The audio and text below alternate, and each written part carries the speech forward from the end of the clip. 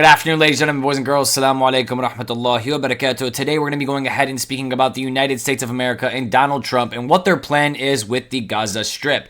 As we all know, Donald Trump has been making a lot of changes here in the United States of America since he took presidency in January. And when he did so, he started signing papers right away, making male and female the only two genders, changing the name of the Gulf of Mexico to the Gulf of America, and claiming that he is going to take Gaza for the United States of America. They're going to take it for themselves. So without further ado, let's go ahead and figure out what Trump's plan is for Gaza and what is the juiciest, newest news here on February 16th, 2025. Let's go ahead and take a look at what Donald Trump said about the resettlement of Palestinians from Gaza.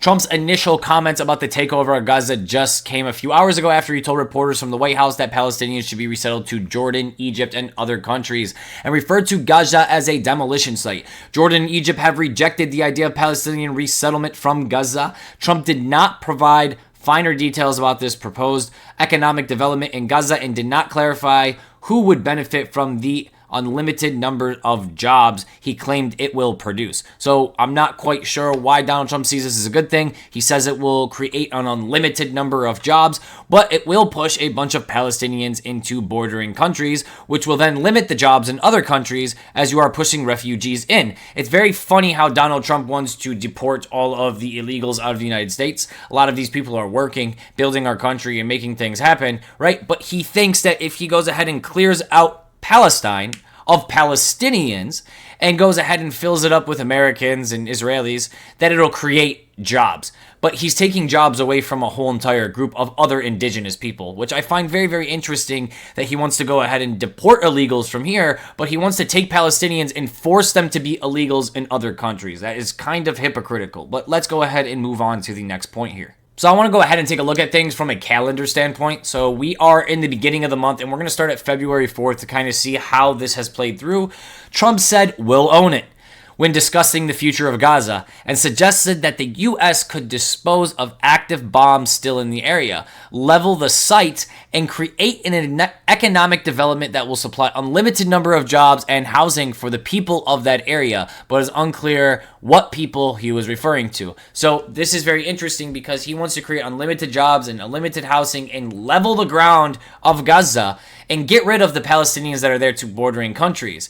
This is a very, very sick plan, and this is a very sick thing to just announce to the world. Like, hey, we're gonna level this place out, we're gonna kick everyone that lives there out and throw them to bordering countries, make them illegals in other countries, as we're deporting illegals from our country, and then we're going to build up Gaza so Jewish people from Israel and Americans can move in, and we can westernize that little area and region of the world and create jobs. This is the most ridiculous thing I've ever seen in my life. The president also said Gaza should not go through the process of rebuilding the occupation by the same people, suggesting Palestinians from Gaza should be relocated to other countries. The president, who made the comments at the press conference alongside Israel Prime Minister Benjamin Netanyahu, the devil himself, added the U.S. would take up a long-term ownership position of Gaza, though he did not answer the question about what legal standings would allow the U.S. to take over the region. So this is a very, very interesting statement.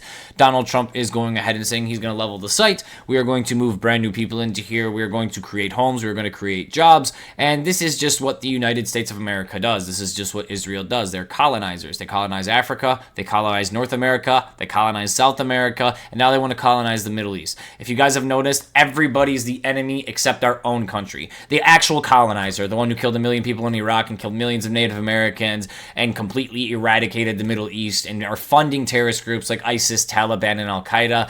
The United States isn't the terrorist. No. These other people are terrorists, like Kim Jong-un, who's not shooting or blowing anyone up, China, who's not shooting or blowing anyone up, Russia, who is shooting and blowing people up. But you get the point. They go ahead and make Iran and China and Venezuela, and these countries look like the worst places in the world. Like, Venezuela is the worst place in the world. Maduro is a giant dictator. Donald Trump is a much larger dictator than Maduro will ever be. Maduro isn't shooting people. Maduro isn't taking other people's countries. Maduro isn't forcing the price of oil on other people or sanctioning other people's countries.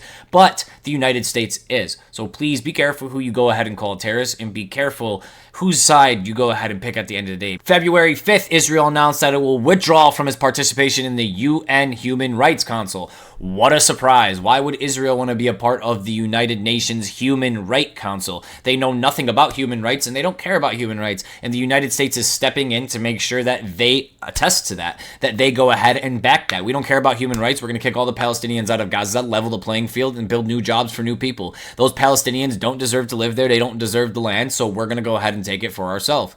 The United Nations spokesman Stephanie Dujarric did not directly comment on Trump's plan, but did say any forced displacement of the people is tantamount of ethnic cleansing.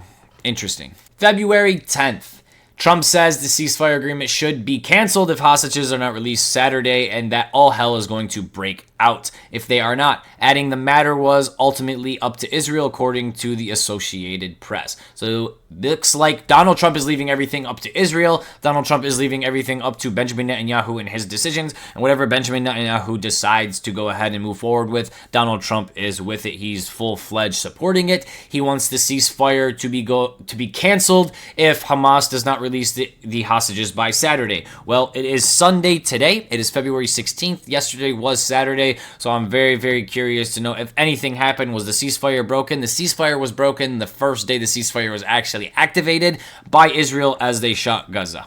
And last but not least, we make it here to February 16th. Rubio met with Netanyahu in Israel, and Netanyahu said that the two discussed ways to ensure Trump's proposal for the U.S. to take control of Gaza becomes a reality, as the Israeli leader praised Trump's bold vision for Gaza and said Israel was working in full cooperation with the U.S. on Trump's strategy. So Donald Trump and Netanyahu are going to go ahead and take Gaza. This is a clear statement.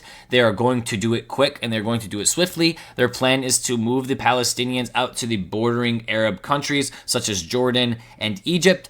And then they will go ahead and wipe Gaza clean, flatten it to the ground, and start rebuilding their future bold shopping mall. You guys know when you watch like a cartoon or you watch a movie and they're trying to level this old town or this farm so they could build a mall or they could build a shopping center? That's exactly what's happening here, but with a whole entire population of human beings, with a whole entire ethnicity of humans. And if this isn't genocide, if this isn't ethnic cleansing, then I don't know what is. Like, they're literally telling you this is ethnic cleansing.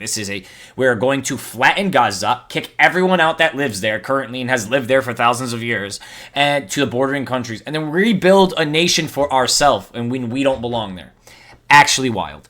Speaking from the Oval Office with Jordan's King Abdullah II, Trump repeatedly said that the U.S. would take control of Gaza and would not need to buy it, saying that we're going to take it, we're going to hold it, and we're going to cherish it. So what is he going to do? He is going to forcefully take Gaza and forcefully kick those people out. If that means killing them, if that means pushing them out, does not matter what it takes. They are going to forcibly just take it. He is not going to buy it. He is not going to put any money into this piece of land. He is going to steal it. He is going to hold it, and he is going to cherish it, is basically what he said right out of his mouth on February 11th.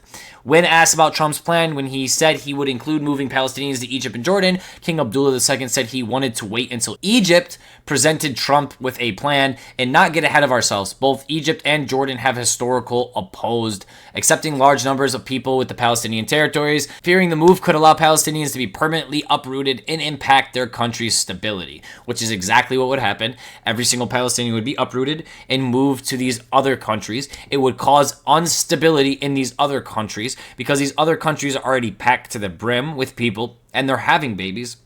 Where in the United States of America, there is a lot of open land, there's a lot of open things, and there's a lot of open jobs that people are not working. And it's very interesting because a lot of people come to America to make opportunity and work, and Donald Trump is deporting these people. He is kicking them out. He is full-fledged on a boot all of the illegals out of the country. But he's going to go boot legal Palestinians out of Palestine so Israelis and Americans can live there. Now, that is crazy. If that is not hypocrisy, I don't know what is. I can be completely honest with you. Anyways, this is Donald Trump's plan to go ahead and take over Gaza. This is Donald Trump's plan with Netanyahu and what they're expecting to do next.